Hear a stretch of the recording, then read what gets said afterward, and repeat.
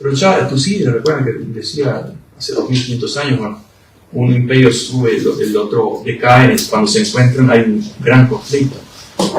Podría ser evitable, pero realmente no estamos haciendo nada para evitarlo. Juan.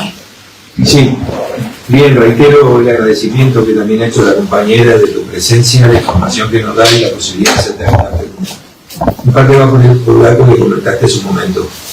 Dentro de un rato, una hora aproximadamente, el presidente Trump, rodeado por todo su gobierno, en principio va a decir cuál es la forma concreta de la aplicación de las medidas arancelarias. Lo que sí vemos también, por otra parte, es la arrogancia y la prepotencia con que está enfrentando la posibilidad de la réplica de otros países que han anunciado represalias arancelarias. Pero Estados Unidos también, por otra parte, tiene y acumula todos los años un importante déficit comercial. Ese déficit comercial se transformó en deuda vía bono del Estado. Si no me equivoco, y por este orden, entre Japón y China tienen la mayor parte de la tenencia de esos bonos. ¿Qué pasaría si en vez de que fuera contra réplica arancelaria la posibilidad de que estos países utilicen la deuda de Estados Unidos? Es que hay alguna previsión en Estados Unidos de que eso pase. Supongo que está marcado todo el escenario. Ahora, sí que tienen un poder al ser acreedores, no deudores, ¿verdad? Pero, ¿recuerdan el concepto de si yo le debo $1000 al banco, yo tengo un problema? Sí. Si le debo 10 millones o 100 millones al banco, tiene un problema. Claro. Entonces, es la misma situación. Tener todos esos bonos pues, es un arma de doble filo, porque ellos tampoco quieren perder el valor de esos bonos, o los bonos, de hecho, si Estados Unidos quebrase, por ejemplo, o fuera de forma, o lo que sea. Entonces, es un balance muy complicado. En cuanto a lo que mencionas, la arrogancia, es un showman, ¿no? Trump, que sirve a la lógica. ¿Y cuál es la lógica? Bueno, mantener bombardeados al mundo con absurdos o noticias bombas de todo tipo. Algunas serán en serio, otras pasarán o volverán. Es decir, es una permanente polución de noticias y que procura mantener a la gente distraída y temerosa. Entonces, si no es eso, hoy anuncia que va, y después resulta algo bueno, ¿no? Ya lo sabíamos, más o menos lo sabíamos, ¿no? Después el documento clasificado de la muerte de Kennedy, bueno, todo un anuncio, bueno, que se gana justo cosas que ya sabíamos, y las otras mantienen tachadas o clasificadas. Y así seguimos. Cada mes o cada tanto hay un escándalo o una noticia bomba que trae la atención no solo del país, sino del mundo. Eso también es otro factor. O sea que según lo que tú estás diciendo, en este momento con el tema de la deuda, lo que se debe, como que estamos viviendo una burbuja.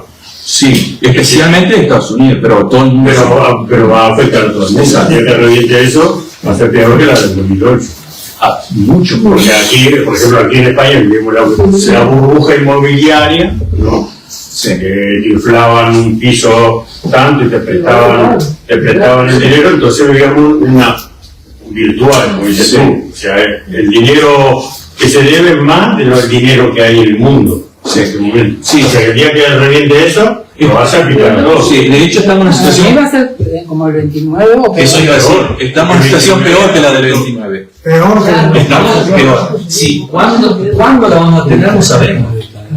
Si hay una fórmula mágica de supongamos, los países todos, porque claro, tú tienes deuda, pero si tenés un aparato militar poderoso, decís, bueno, puedes tener un conflicto, pero tampoco me van a imponer el cobro como hacia Estados Unidos, les obligaban en países pequeños del trópico a endeudarse y luego los invadían. Estados Unidos no es tan fácil invadir, lo cual no es imposible, pero es más difícil. Entonces esa deuda es un poco relativa, pero estamos pagando solamente en Estados Unidos más de $1 trillón, en inglés, en español sería $1 billón de dólares solo de interés de deuda.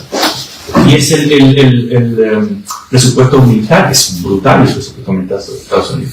Entonces el problema mayor de cualquier deuda, sea de Estados Unidos, de Argentina, de Uruguay, la nuestra del banco o de la casa, son los intereses. Bueno, no, son los intereses sobre todo. Eso es lo mayor, especialmente en los países, los intereses de deuda. Pasa que en el mundo globalizado, como vivimos hoy en día, no va a ser aplicado a todo. El 29 era más localizado. Sin duda. Sin embargo, yo creo que en ese sentido en América Latina a veces no le afectó tanto a América Latina o países como nosotros, exportadores como Uruguay, Argentina, ¿entendés? O la Segunda Guerra Mundial, de alguna manera nos benefició, sacamos tajadas, exportamos lo que le faltaba, pero en este momento cuando estás en una guerra como esta, nos afecta a todos. Bueno, en este mundo globalizado, eso no va a afectar a todos, y los países más jodidos vamos a nosotros. No hace falta que te haya una guerra con que Trump abra la boca, ya las bolsas suben, bajan. No se preocupen que en 56 minutos va a hablar. Pero ves, fija la atención, estamos en una charla y estamos atendiendo eso. O sea, la atención que lleva el tipo. Y esa es la idea.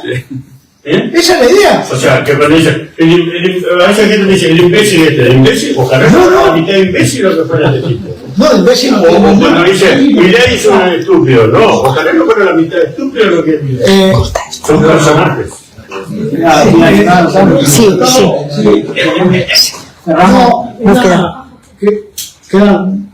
Nos queda poco tiempo. Sabemos que hay compañeros y compañeras que nos consultaron, no solamente compañeros, esto vamos a hablar, porque hay un partido trascendental hoy. No estoy hablando del Atlético de Madrid o Barcelona, del Peñarol del Salfi, que gana 12 para 0 horas. Te lo pueden ver, no estoy hablando de eso. Yo lo voy a ver. Y aparte, pues, en lo personal tengo reunión de la Carifa, de la Comisión de Relaciones Internacionales del Frente Amplio, pues la adelantaron por Juan Peñarol. Y después Nacional, lógicamente. Ayer, Jorge, en el Senado, muy poquito, creo que no sé qué opinión merece, se volvió a votar el ingreso, de permitir el ingreso de 10 militares estadounidenses que pertenecen a esto que llaman conjunto de capacitación de operaciones especiales, JC, Chicago. ¿Qué opinión te merece, como uruguayo, que reside en Estados Unidos, como artista que has participado en muchas reuniones que hemos coincidido contigo virtualmente, que nuevamente nuestra fuerza política, más allá de lo que dice el programa, haya votado favorablemente, sabiendo que este equipo de intervención que entra viene con sus propias municiones, con su propio armamento y con su propio cargamento. ¿Por qué pasan estas cosas? Bueno, yo quisiera saber, ¿recuerdan aquel tira cómic o dibujos animados donde el Coyote y el Correcaminos? El Coyote organizaba todo y resulta que luego le caía la piedra al mismo y cuando estaban los peores decía, exige una explicación. ¿Sí? Bueno, yo también existe una explicación, una explicación racional. No, existe, no, pero son ellos los que tienen que explicar eso, porque no tienen de una forma racional. A lo largo de la historia hemos visto que todas las intervenciones, incluso todas las intervenciones y todos los financiamientos, y estamos hablando de decenas y decenas y decenas documentados, hemos escrito esta canción sobre eso, ninguna fue, a pesar de que especialmente en la Guerra Fría se usó la palabra seguridad nacional, ninguna fue para la seguridad nacional. Todas fueron para reprimir, y lo dijeron algunos políticos estadounidenses, Kennedy en 1978, Nixon en 1971, específicamente fueron clarísimos, fueron para reprimir y dominar los pueblos, porque esa ha sido lamentablemente la función de los pueblos, de los ejércitos de las colonias, desde India, África y América Latina. No fue para proteger y luchar contra otros ejércitos, que sería en teoría la función de todo ejército, fue para reprimir sus propios pueblos. ¿Y por qué eso? Porque es el complemento del marco global imperial en el cual los imperios, Inglaterra, Estados Unidos, Francia, se ocupan de la arena internacional, de decir qué es lo que deben hacer y de intervenir internacionalmente. Eso sí que cumplen una función lógica desde el punto de vista militar. Es no lógica hasta cierto punto, porque no es de defensa, es de ataque, de intervención, pero por lo menos es internacional. Los ejércitos coloniales o neocoloniales han cumplido la función totalmente innegable en cualquier país de actuar internamente en los países y de reprimir y encima a veces de gobernar incluso. Entonces, por historia ya vemos que no tiene nada que ver con la seguridad. Entonces expliquen por qué los países no hacen alianzas regionales con otros. Si vamos a hablar de ejército, ojalá no sintieran los ejércitos, pero bueno, el mundo es complicado y existen. Costa Rica, recuerdan, porque eliminó el ejército en 1948 y eliminó la posibilidad de toda dictadura. No tuvieron dictadura militar desde entonces, en el medio de una área caliente. ¿Por qué? Ya lo he explicado varias veces. Si cortás el brazo armado de la oligarquía y la oligarquía conectada con los intereses internacionales, ya se hace más complicado. Directamente decir, como alguien que tú mencionabas, bueno, los españoles, otros imperios conquistaron otros imperios, pero lo hicieron conquistando la cabeza. No les importó el resto porque tomaron esa estructura que ya existía anteriormente. Luego, claro, reprimieron, torturaron, eso fue parte de la corrupción. Entonces, si los ejércitos van a ser realmente patriotas, como se dice, o van a luchar por el honor y la seguridad nacional, bueno, deben empezar por ser independientes, y nunca lo han sido. ¿Y cómo son independientes un pequeño ejército? O lo eliminamos, como hizo Costa Rica, o hacemos alianzas regionales, pero igualitarias, no que en este caso recibir el entrenamiento y las órdenes de un país que no va a recibir de vuelta a los militares uruguayos o argentinos, lo que sea. No hay reciprocidad. Y es una de las leyes más importantes internacional es la reciprocidad diplomática, militar y en todos sentidos, la reciprocidad. Manuel, el compañero de Chile, de Perú. Yo no quiero ser solamente un interrogante, ¿no?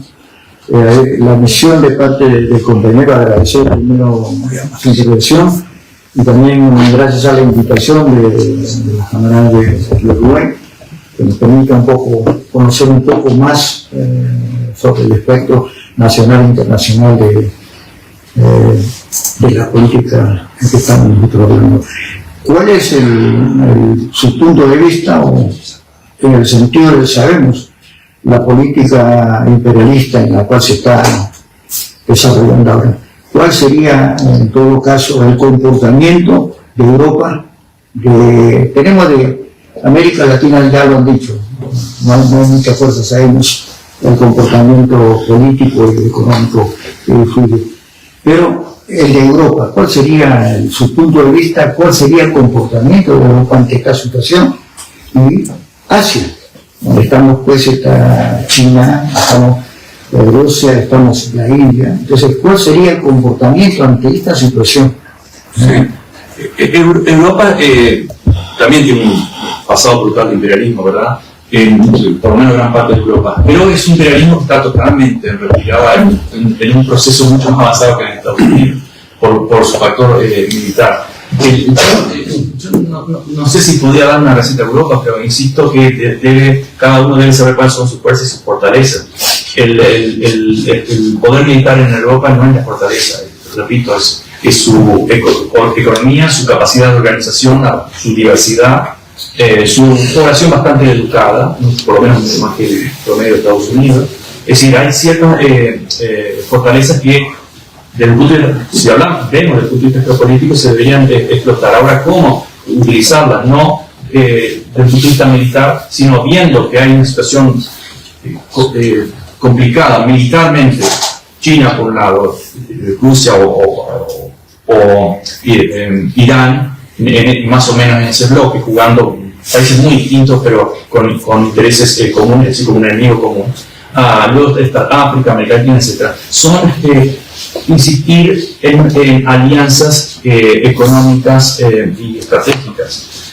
Como decíamos recién, si Japón, Corea y China son capaces de romper esa tradición de enemigos y así ponerse de acuerdo en cierta alianza económica, Europa tiene un potencial enorme para decir: yo tengo esto para negociar, y es bastante, una pieza económica bastante del mundo todavía. Entonces, ¿por qué no hacer alianzas estratégicas? En América Latina sería una alianza también estratégica regional, pero también una alianza cultural, que es un extra agregado.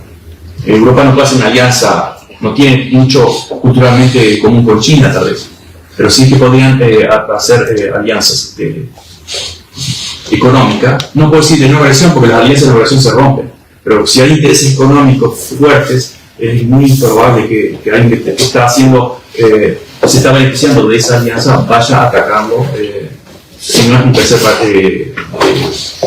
jugador, como hablamos del oleoducto, del gasoducto de Nord Stream.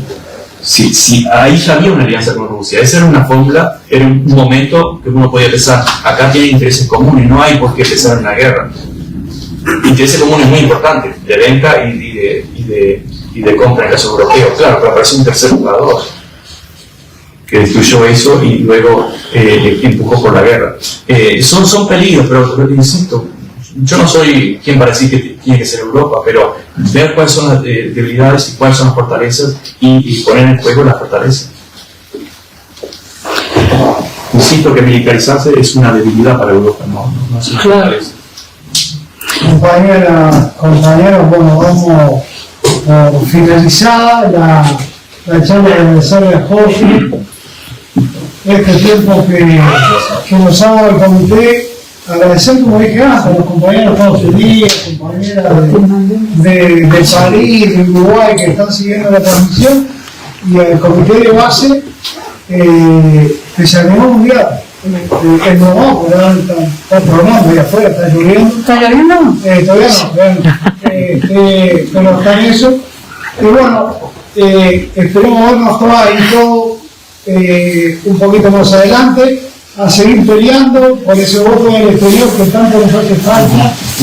Y el 1 de mayo es la próxima cita, y desde ya decir que también este comité de base, como todos los años, va a adherir a la convocatoria de uruguayas y uruguayos contra la impunidad, y el día 20 de mayo estaremos en la embajada, frente a la embajada de Uruguay, recordando, acompañando a madres y familiares de detenidos desaparecidos de Uruguay, y ahí estaremos nuevamente con las pancartas, con nuestros carteles, reclamando verdad, justicia y nunca más terrorismo de Estado. Gracias, compañeros, gracias, compañeras.